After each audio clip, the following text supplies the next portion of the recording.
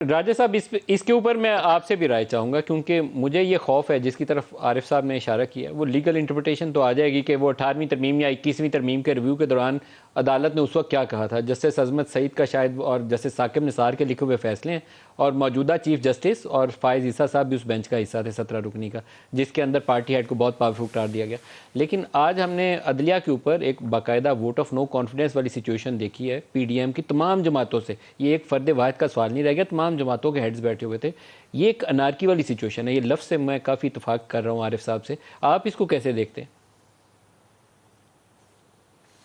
نہیں، یہ ظاہر خطرناک صورتحال ہے اور بدقسمتی کی صورتحال ہے، اور ہمیں اس کا کچھ میں سمجھتا ہوں بحیثیت قوم تدارک بھی کرنا ہے، اور اس میں عدلیہ کو بھی اپنا حصہ ڈالنا ہے۔ دیکھیے، جب ہم عدلیہ کے ماضی کی جانب نظر دوڑاتے ہیں تو اس میں کچھ جینوئن نوعیت کی شکایات بھی کی جا سکتی ہیں، اور سیاسی جو پارٹیاں ہیں، اور دونوں پارٹیاں، اس میں کوئی ایسا نہیں ہے کہ یہ پہلی بار پی ڈی ایم یا جو آج اکابرین بیٹھے تھے ان کی طرف سے یہ آواز اٹھی ہے، پہلے ہم یہ بات پی ٹی آئی کی طرف سے بھی دیکھتے رہے ہیں۔ لہٰذا معاشرے کو ضرورت ہے کہ ہمارے جو ادارے ہیں ان میں ان کے حوالے سے اعتماد پیدا ہو، ٹرسٹ پیدا ہو، اور ٹرسٹ ایسے ہی ہوا میں پیدا نہیں ہو جاتا، اس کے لیے ہر ایک کو اپنا حصہ ڈالنا پڑتا ہے، ان اداروں کو بھی اپنا حصہ ڈالنا پڑتا ہے۔ اب یہ 63A کا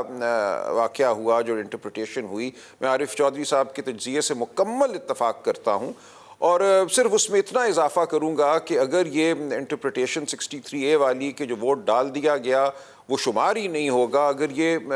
تشریح نہ ہوتی تو 16 اپریل کو جو الیکشن ہوا تھا اس میں جو 25 منرفین نے ووٹ ڈالے تھے، ان ووٹوں کے نتیجے میں حمزہ شہباز شریف صاحب منتخب ہو جاتے اور رن آف الیکشن کی ضرورت نہ پیش آتی، کیونکہ 197 ووٹ اس دن پڑ گئے تھے ان کو۔ لہٰذا یہ جو معاملہ ہے 63A کی تشریح کا، جس کے حوالے سے ریویو اس وقت عدالت عظمیٰ کے سامنے ہے، اور وہ وہی 5 جج صاحبان سنیں گے۔ دیکھیں، یہ بھی ایک ریویو میں ایک بندش ہے، اس کے لیے نیا بینچ نہیں بن سکتا، فل کورٹ نہیں بنتا، انہی 5 جج صاحبان نے سننا ہے اس معاملے کو۔ لیکن جیسا عارف چودھری صاحب نے کہا کہ امکان بہت کم ہوا کرتا ہے ریویو میں کہ فیصلہ بدل جائے۔ جن 3 جج صاحبان نے فیصلہ دیا تھا کہ ووٹ کا شمار ہی نہیں ہوگا، اب مشکل ہے کہ وہ اپنے اس فیصلے سے ہٹیں۔ تو اس وقت یہی حقیقت ہے کہ ہمارے سامنے ایک فیصلہ ہے، اس فیصلے کے نتیجے میں 16 اپریل کا جو الیکشن تھا حمزہ صاحب کا، وہ کالعدم ہو گیا، اب ایک رن آف الیکشن کرنا پڑا۔ آج واقعہ یہ ہے کہ پی ایم ایل کیو کے جو ممبران ہیں انہوں نے جو ووٹ ڈالا اس کو اب کالعدم کرانے کی کوشش جو ہے وہ پی ایم ایل این کی جانب سے کی جا رہی ہے۔ تو دونوں طرف یہ معاملہ جو ہے ایک طرح سے متضاد پوزیشنز پر مبنی ہے۔ پر جو تشریح ہوئی وہ تشریح میں سمجھتا ہوں پورے معاملے میں ایک بڑی کلیدی حیثیت رکھتی ہے، اور اس کی وجہ سے جو سیاسی فضا ہے اس پر بھی اثر پڑا ہے۔